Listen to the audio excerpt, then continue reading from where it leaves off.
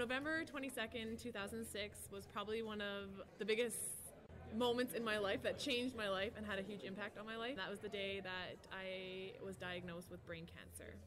For 4 seasons, Langara's Carling Muir has been a basketball standout. And as Carly Babcock reports, she did it all while battling a malignant brain tumor. As coach Mike Evans and former teammate Emily Wright explain, the day Carling was diagnosed was a chilling experience.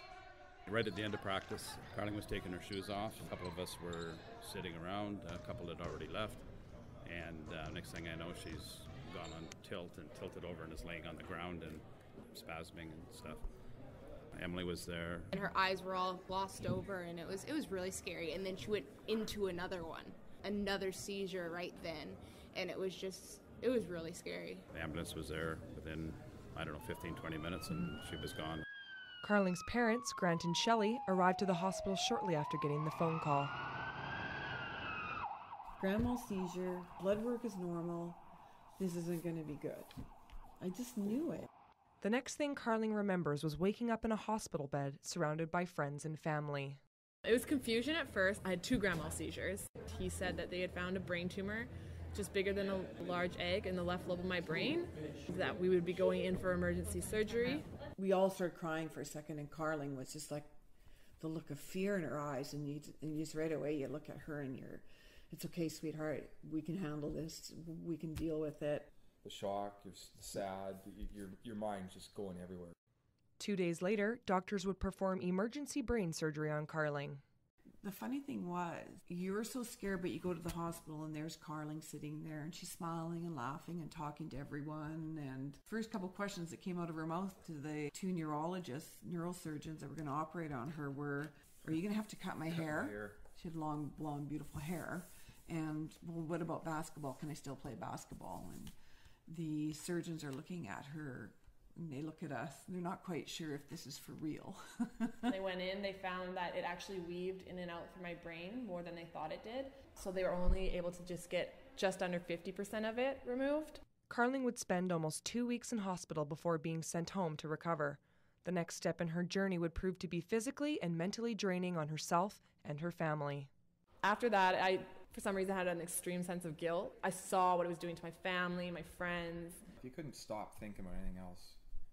I mean, you might stop for a few seconds, but it was always there. I just kept thinking, why is this happening to us?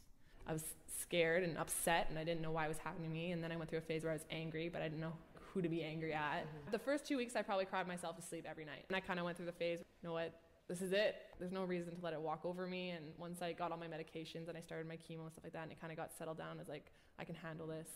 Although experiencing many setbacks in her recovery process, including a liver infection and mouth ulcers which led to a weakened immune system, a week and a half after being released from the hospital, Carling decided she was going to basketball practice.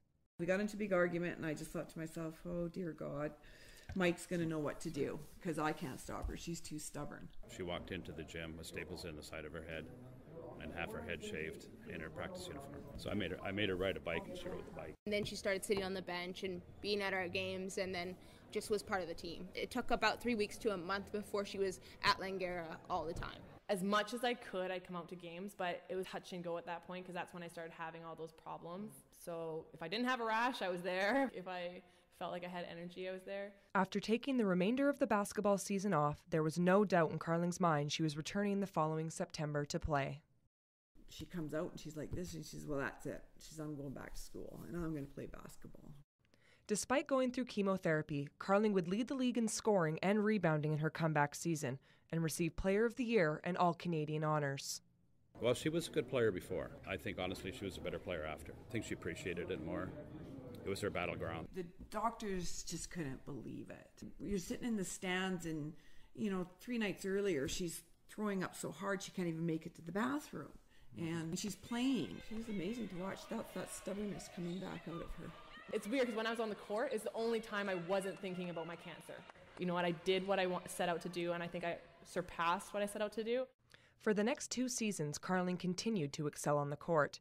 After keeping her tumor under control with countless CAT scans, doctors broke the news to her last year that her tumor had grown. I'd have radiation for 6 weeks in a row, and I go Monday to Friday every single day. And then I go to class, and then I go and I'd sleep in my team room, and then I'd have practice, and then I'd come home, and because of the radiation, the medication you're on, you can't sleep at night, so I'd be up till like 4 in the morning, so I was just exhausted. The fatigue I felt was, I didn't even know you could be that tired. Previous treatments with oral chemotherapy prevented Carling from losing her hair, but gradually radiation caused it to start falling out in clumps, resulting in her shaving her head. To me, she looked like someone who was fighting cancer, which was hard to see.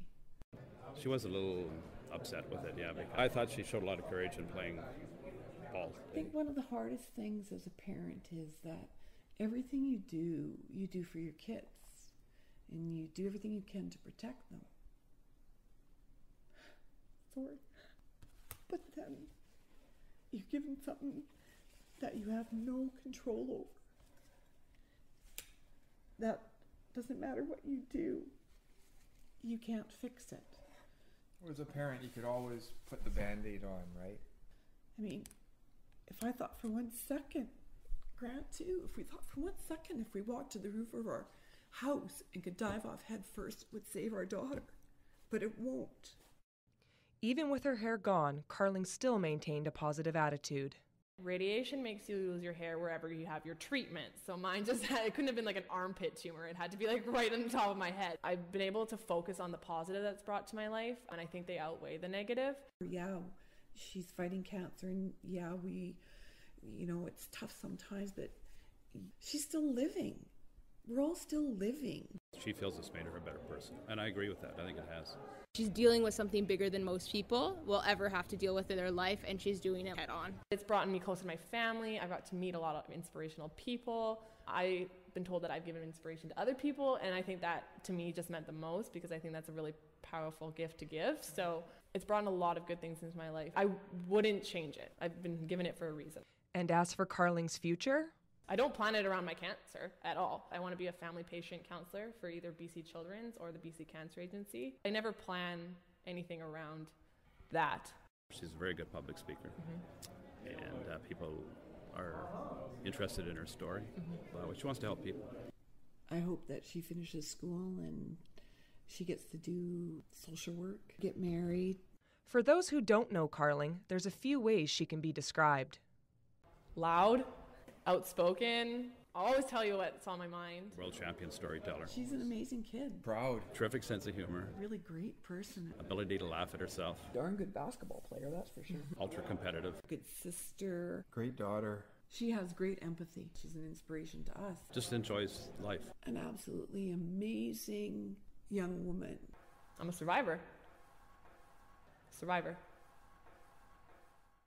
Carly Babcock, Evolution 1079 News.